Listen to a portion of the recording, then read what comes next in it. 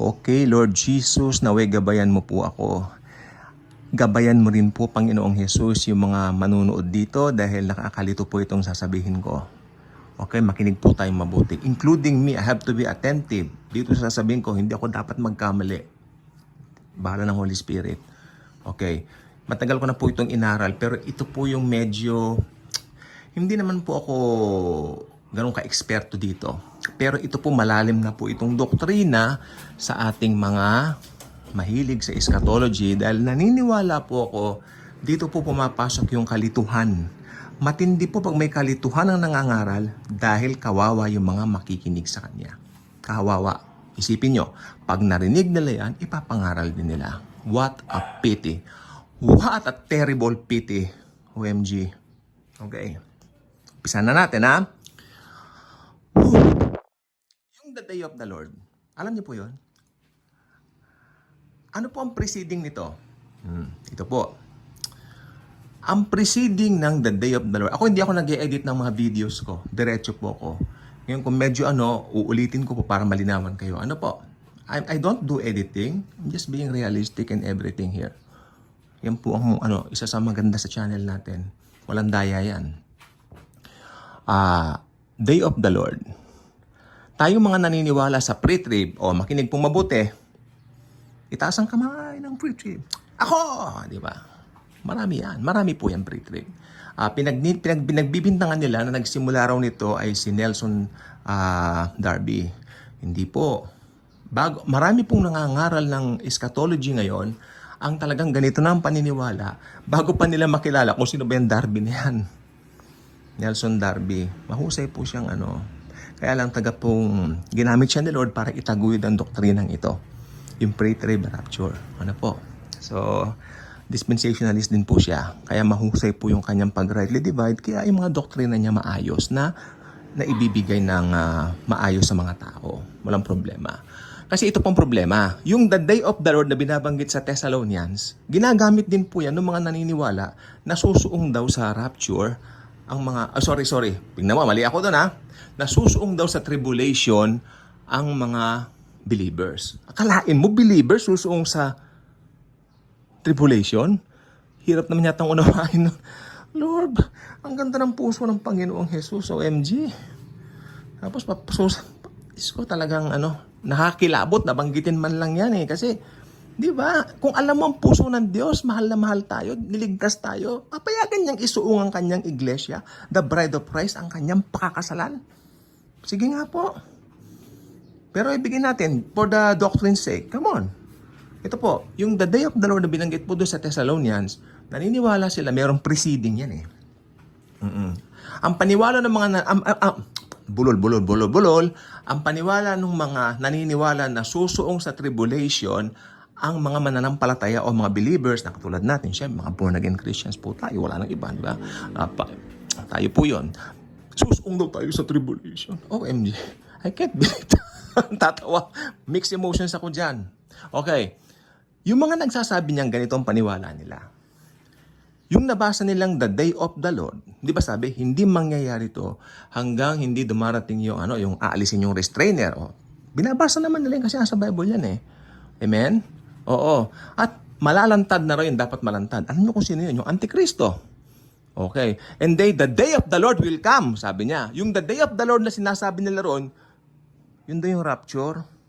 Ngek! Yung the day of the Lord na binabanggit doon, hindi po yung rapture. Yung the day of the Lord doon, beginning of birth pangs. Ha? Beginning of birth. Isulat niyo po beginning of birth pangs. It's not the rapture. Sa ating mga believers, ganito po. Ulit-ulitin ko pa ba? Kailangan pa bang i-memorize yan? Pero for the sake of everything, come on, ibibigay natin yung point natin mga believers. Ito nakasulat na maayos. May restrainer, hindi pa. So, nung una, ako rin ng bata pa ako, ano ba yung restrainer na yan? So, maraming mga dyan, mga kaisipan. Siguro, binabato nila yung kanilang mga opinion, pero nakakatakot pong umasa sa opinion dahil importanteng doktrina po ito eh. Ha? Kung alam nyo mali yung doktrina nyo, huwag kayong magmatigas dyan kasi importante rin po itong doktrina ito. Pero ka-importante ang doktrina ng salvation, siyempre, it will cost you your eternity doon.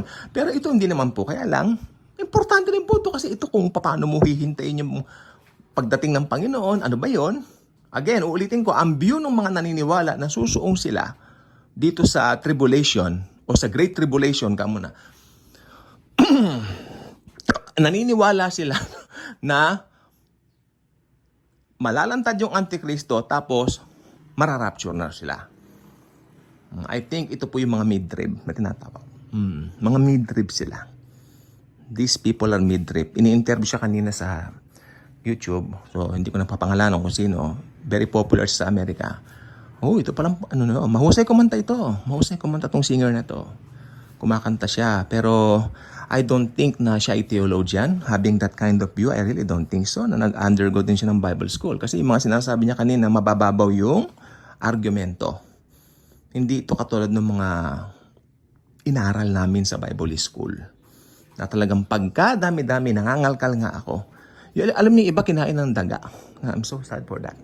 Anyway, so ang kanilang paniwala, itong mga naniniwala na susuong ang iglesia o ang church, ang mga bride of Christ, tayo po yung mga born again Christians, naniniwala sila susuong daw ang bride of Christ sa tribulation. 'Di ba? Ang kanilang paniniwala daw ay lalabas yung Antikristo tapos sa kalagitnaan daw kasi preceding ang preceding daw nung the day of the Lord lalabas yung lawless one, Antichrist. Yan naman po talaga nakalagay dito sa book ng Thessalonians. Pero they got it wrong. Yung salin ng the day of the Lord, they got it wrong. Dahil sa totoo lang po, yung salin ng the day of the Lord doon, yun po yung beginning of birth pangs. Beginning of birth pangs. Ano ba yung beginning of birth pangs na yan? Ito po yung kapighatian. Lindol, sakuna, ayon. Amen? Sabi nila, bago daw dumating ang di ba? Yun naman talagang mangyayari. Bago dumating mga ganyan, lalabas muna yung Antikristo. Yun po nakalagay sa Bible. Yun ang totoong view. Di ba? Pero, ang talagang makikita mo rito, hindi lalabas yung Antichrist talaga nang hindi naaano yung restrainer na tinatawag. Sino bang restrainer? Balik tayo dyan. Ang restrainer po ang church. Tayo po yun. Aalisin na nga po tayo Kaya maliwanag po sa verse na yun, nandun po yung sagot. Yung restrainer na aalisin at tatanggalin, yun po ang mga believers. Tayo po yun. Yung the day of the Lord doon, amen? Yung the day of the Lord doon, ang totoong salin doon, the beginning of birth pangs. Yun po yun. Bago dumating yung bago dumating yung birth pangs, bago dumating yung the day of the Lord, aalisin na yung restrainer. Kasi lalabas na yung Antikristo. Yan ang tamang view. Yun ang pre-trib rapture. Ngayon yung mga mid-trib, sinabi ko na po yung view nila, na yung the day of the Lord daw, ang salin daw nun sa kanila ay rapture. Which is, hindi po ganon. At ako naniniwala naman po ko yung mga nangangaral lang ganyan, darating din yung kanilang enlightenment. Marami na rin po, nabanggit ko po sa mga nakarang vlogs ko, marami po na rin pong nag-shift from that kind of view. Meron pa nga mga false trib talaga. They believe na talaga sinuong mo yung buong tribulation. Tapos great tribulation, sinuong mo rin. Tapos, ang nakakatawa roon, ira-rapture daw sila sa the end ng great tribulation. Tapos babalik ulit si Jesus, kasama na sila. Ano yun? Ginawa silang bola, tumalbog lang, bumalik. It doesn't make sense. Kaya iba po talaga yung rightly dividing the word of truth. Dispensationally is the best. Alam ninyo kung talagang usapan matinulang po ito Tayo po mga Kristiyano, kung talagang honest tayo sa pag-aaral ng eschatology, you will end up a dispensationalist. You will end up a pre-tribulationalist. Totoo po yan. Kasi aaralin mo ng matino, aaralin mo ng buong katapatan. In all honesty, iset aside mo yung mga paniniwala mo dati. In all honesty, you're about to open your Bible and and ask the Lord to reveal everything to you, alam mo, makikita mo, pre-tribulation rapture talaga ang totoo. At dispensationalism. Okay, dispensationalism. Dahil ang Panginoon natin, hindi po siya Diyos ng kalituhan. Tinanais niya yung correct and right view, especially sa mga eschatology na mga nangyayari na po. Tingnan po ninyo ang panahon kanina, pagkaganda-ganda ng araw ngayon po, punong-puno na naman po ng ulap. Ganyan po tuwing hapon. Kaya pagkainit-init, humid na humid, tumatagaktak ang mga pawis natin. O yan. Hindi pa po ba isang katotohanan yan na talagang anytime now, rapture na tayo ng Lord. Ha? Opo. Huwag kayong mag-alala. Feel secure, no? Sa katotohanan na yan, hindi tayo susuong ng tribulation. Maraming verses sa Bible na nagpapatunay. Pag may narinig kayo, yung the day of the Lord, ang preceding yan ay yung paglabas ng Antichrist. No, sabihin nyo, yung the day of the Lord doon, ang ibig sabihin noon, beginning of birth pangs. Amen? Yun ang ibig sabihin noon.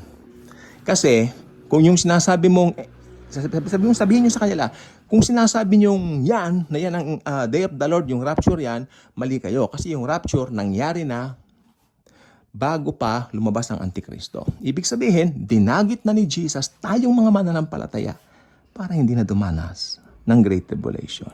Maraming salamat po. Bye-bye.